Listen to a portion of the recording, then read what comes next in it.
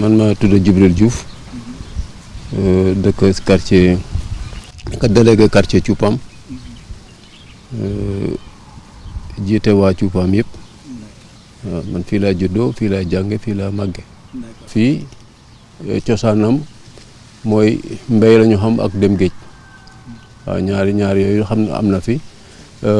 li si tegu nag mooy ne fii l'islam moo mujjee ñëw ci fii parce que bu jëkkoon diine amu fi woon diine amu fi donc missionnaires yi ñoo fi jëkk a ñëw waaw gis nga fi ma dëkk fii tey missionnaires yi jëkk a ñëw fii ñoom fii la ñu dëkkoon seen teen baa nga nële moo suulu nële gis nga garab yi ngay gis nii foo ko gis a xamal ne missionnaires yi jaar nañ fa foo ko mën a gis fu mënti doon xamal ne missionnaire jaar na fa boo demee Géro am na fa boo demee côté Tubaab Jala am na fa waaw mooy garab yi ñu wax ñun ñu ngi ko tuddee ñun nag ñu ngi ko tuddee Marluya ñun bañ nekk xale ba tey moom lañ ko tuddee nga xam naa missionnaires yi jëkk a ñëw fii ñoom fii lañ jëkk a nekk waaw bi ñu nekkee fii na xam ne sori nañu dëkk bi parce que fii ay àll la woon ay tool la woon si la ñu gis suma maam mu weccee leen foofu église bi nekk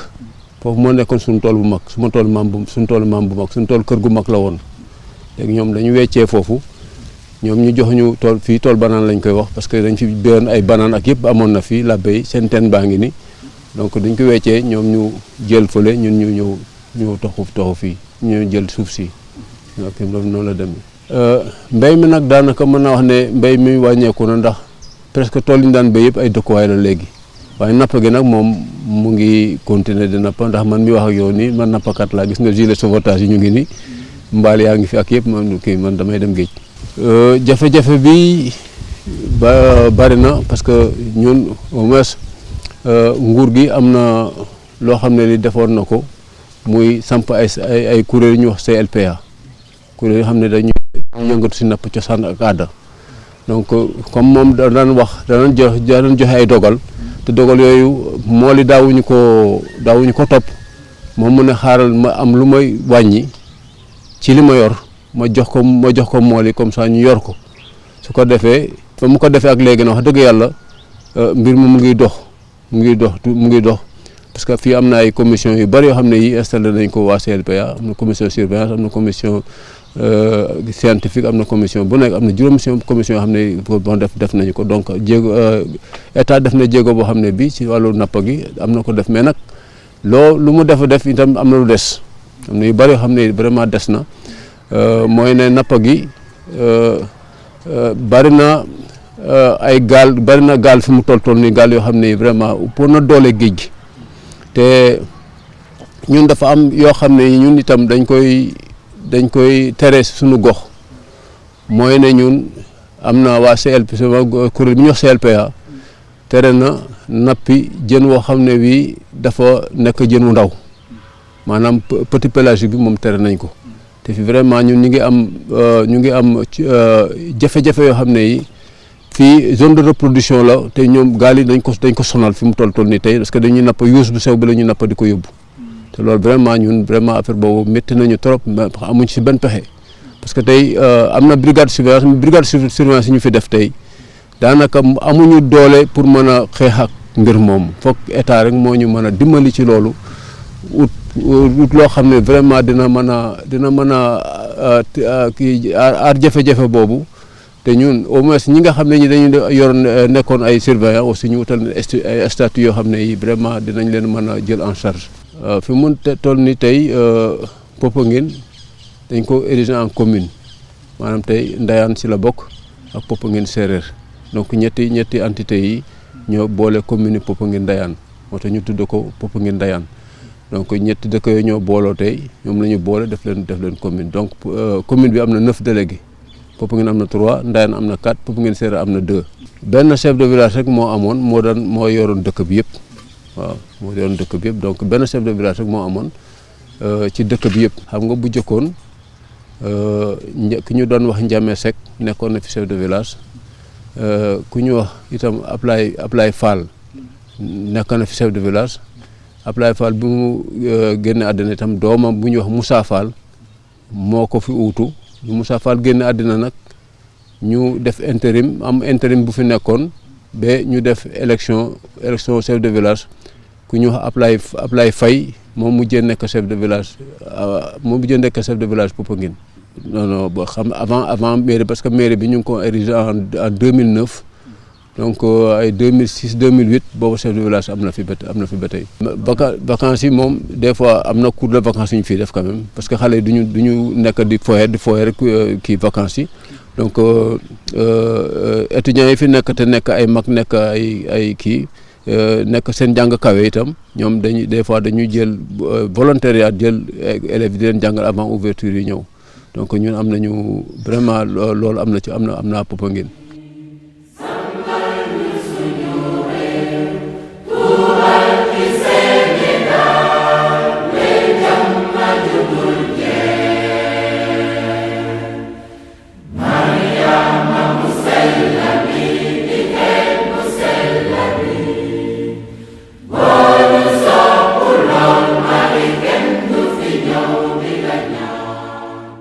Alphonse Ndoye,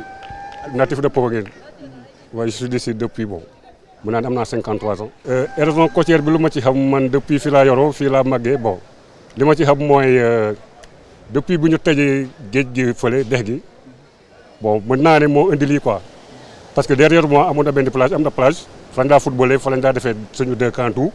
mais depuis bañ ko tëjee ba léegi dañu am problème parce que mënoo am ndox ci dex ngay wutaat ndox ci biir géej pour mu dem ci dex gi te da nga ko tëj kon nag loolu moo indi peut-être sama xam-xam bu gàtt moo indi raison bi. dans les années début 90 daal mën naa ne 90 93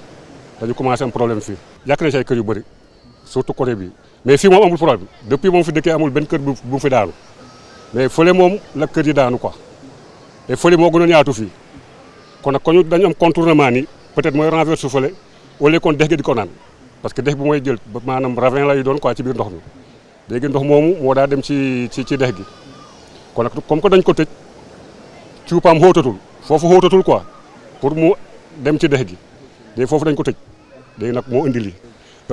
jamono boobu moo gënoon neex moo gënoon am tourisme moo gënoon am kii quoi moo gënoon am business daal. tourisme bi moom daañu dem ci ay visite ay balade affaire yooyu quoi. mais sinon actuellement ni mënoo ko am parce que peut-être gars yi ña ngi lancé au côté Lac Rose côté les îles du Saloum mais sinon à part ça tourisme bi doxatul quoi. aide sociale bi am na ci quoi waaw aide sociale bi am na ci côté école publique école privée hôpitaux yeeg kii yooyu quoi man mii wax ak yow nii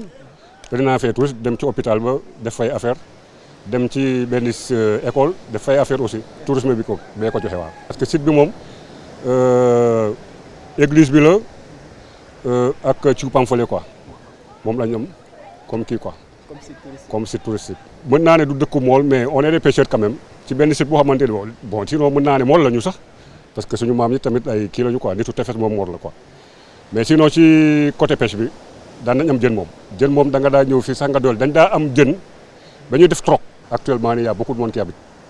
mën naa ne village bi suñu côté bi moo nekkoon village bi quoi mais actuellement nii côté bii moom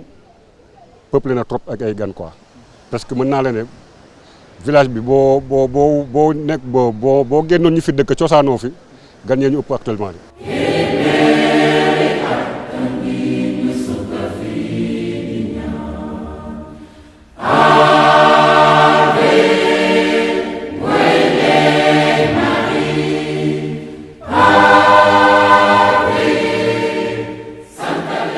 salaamaaleykum wa rahmatullah. ma nekk fi imam si dëkk bi. léegi nag ku soxle mbiri catholique ak yooyu man ngay ñëw laaj. sunu diggante ak ñoom nag jàmm rek la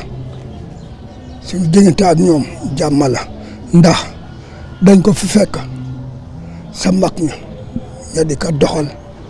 ba ñu judd si seen biir gis ni ñuy doxalante ndax ñun ñëpp ay bokk lañu boo demee si catholique yi sumay maama nga fa ak suma yaay yëpp foofu la ñu ne waaye bi diine bi ñëwee nag dañu ñëw fekk si sunu maam yi si li ñu ne ñu bàyyi mbiri catholique dugg si mbiri sëriñ nekk si ba léegi bi ñu ñëwee nag fekk leen si loolu ñun ñu joxe nu daara ñu dem jàngi ñu dem jàng diine l'islam ba pare ñëw toppat seen kaw jàng ni ñuy doxale ante ak ñoom ñu nekk ak ñoom si loolu ba ñu xëy bàyyi ñu fi loolu nag ba léegi mu ngi dox si jàmm ak salaam waaw loola ba léegi mu ngi dox si jàmm ak salaam ñoom bu ñu xewlee ñu dem ñun bu ñu xewlee ñoom ñu ñëw toog ak ñun li ñuy tàggale daal mooy ne kolos ba tëgg na ñu dem jàngi ñu nit bu ñu nekkee seen xew ba ñu nodd ñu bàyyi leen fa ñëw jaamu yàlla si loolu ñu continuer ak ñoom ba léegi rafet boobu nag gisee loolu sunu borom santaane bu ngeen nekkee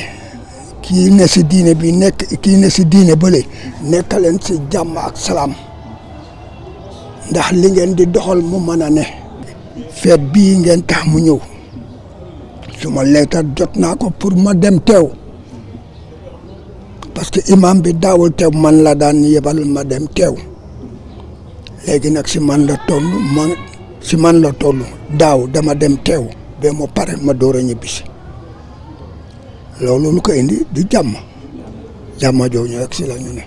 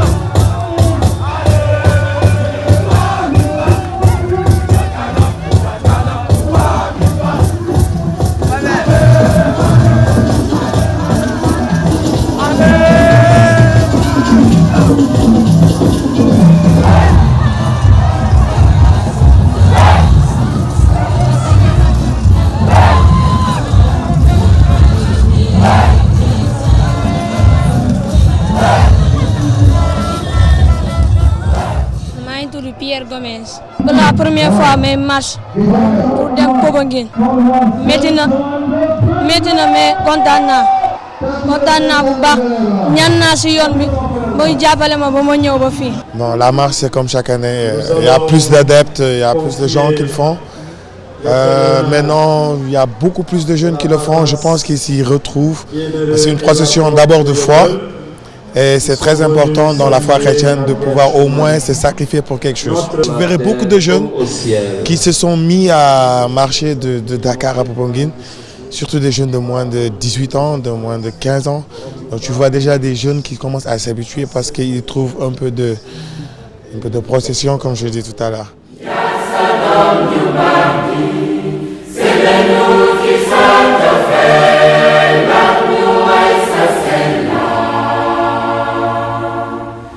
Maria, Mamusella, mi,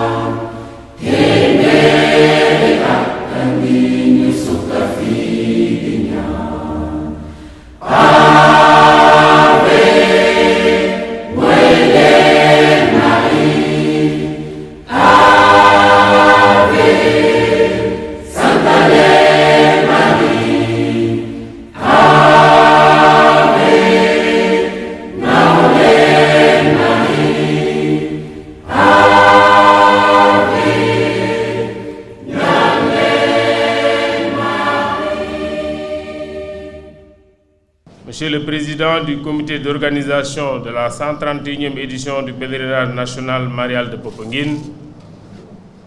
chers fidèles chrétiens, Mesdames, Messieurs, par la grâce du Tout-Puissant et Miséricordieux, l'honneur m'échoit une fois de plus de représenter Son Excellence, Monsieur le Président de la République, Monsieur Macky Sall, et l'ensemble du gouvernement du Sénégal à cette cérémonie officielle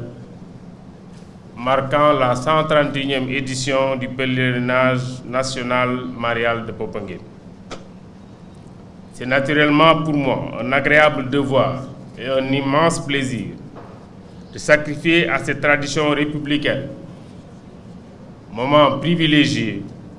pour le gouvernement de communier annuellement à l'action de grâce des fidèles catholiques. Mesdames, Messieurs, le pèlerinage marial de Popenguine, qui correspond avec la fête de Pentecôte, marquant la descente de l'Esprit Saint sur les apôtres de Jésus de Nazareth, est plus précisément une occasion pour l'Église d'honorer Notre-Dame de Popenguine en mettant à profit sa sainteté et implorer d'elle des prières pour la paix et le salut éternel de l'humanité. Le pèlerinage marial de Popenguine, c'est aussi un moment exceptionnel pour magnifier à sa juste valeur la cohabitation pacifique et légendaire des communautés religieuses du Sénégal. Le pèlerinage national marial de Popenguine constitue surtout, au-delà de sa dimension spirituelle, un cadre de dialogue qui contribue en permanence à l'effort national de construction de l'État-nation. La ferveur religieuse que nous avons trouvée ici nous rassure car elle révèle tout le sens de ce rassemblement qui est un retour, sinon un attachement plus fort aux valeurs fondamentales qui ont toujours guidé et continueront de guider la marche de l'Église sénégalaise. Mesdames, Messieurs, je voudrais en conséquence remercier et féliciter toutes les autorités religieuses avec à leur tête Son Excellence Monseigneur Benjamin Ndiaye pour l'orientation et tous les efforts déployés en vue de permettre aux fidèles chrétiens de vivre et de profiter de cet événement particulièrement important dans la vie de l'Église. Je dois également magnifier sa considération, son attention particulière à l'endroit du gouvernement, ainsi que sa compréhension, sa collaboration franche et sincère que témoigne la place laissée à l'administration dans l'organisation de cette manifestation. Pour tout cela, je souhaite vivement que notre Seigneur, dans sa miséricorde immense et par la grâce de tous les saints, agrée vos prières formulées à toutes les occasions de la vie de l'Église pour que règne la paix, la stabilité politique et la concorde nationale qui ont toujours donné une belle image du Sénégal en Afrique et dans le monde. Honorables autorités administratives, politiques et militaires, honorables membres des délégations musulmanes, honorables autorités religieuses et coutumières, révérends pasteurs représentant l'Église protestante du Sénégal, Mesdames, Messieurs les chefs de services publics et privés, chers confrères dans le sacerdoce, chers religieux, religieuses, chers fidèles laïcs, chers jeunes, l'un des grands privilèges que nous offre la dévotion mariale, c'est de pouvoir non seulement contempler Marie sous divers visages, mais aussi de compter sur sa maternelle intercession sous divers titres. Cette 131e édition du pèlerinage marial de Popenguine nous donne l'occasion de mieux percevoir la portée du titre que nous attribuons à Marie en ce lieu de pèlerinage cher à notre Église locale, à savoir le titre de Notre-Dame de la Délivrande. Sous ce titre, en effet, Marie est contemplée et invoquée par les nombreux pèlerins qui se succèdent en ce lieu comme la mère bienveillante qui contribue efficacement à la délivrance de ses enfants des chaînes de l'angoisse, de la peur, du mal et de la souffrance. Aussi, est-ce en toute confiance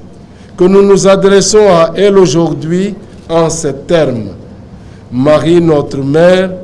offre nos souffrances à Jésus. Et nous remercions Monseigneur Ernest Sambou, évêque de Saint-Louis, de nous avoir aidés à méditer sur ce thème au cours de la messe que nous venons de célébrer. Cette invocation nous rappelle que Marie est une femme qui appartient à notre histoire humaine, une femme de notre temps, témoin de ces événements et de ces situations. Quant à Marie, nous dit l'Évangile, elle conservait avec soin toutes ces choses, les méditant dans son cœur. Se référant à cette sainte attitude de Marie, le pape Benoît XVI en parle comme d'une prise de contact de l'esprit de Marie avec le cœur de Dieu, qui est l'écho de la parfaite et infaillible solidarité de Marie avec le genre humain dont elle est issue. C'est dire qu'en Marie, nous avons non seulement le modèle d'une vie entièrement orientée vers Dieu, mais aussi une consolatrice avisée au cœur de nos situations humaines, même les plus désespérées et les plus douloureuses. Aussi faisons-nous nôtres en ce jour ces paroles de confiance tirées de la prière à Marie proposée par le pape François en conclusion de son encyclique Lumen Fidei. Cette prière, nous la partageons en communion avec nos frères responsables religieux de la communauté musulmane, que je salue au nom des évêques et de l'Église du Sénégal pour leur fidélité et leur amitié. Maria,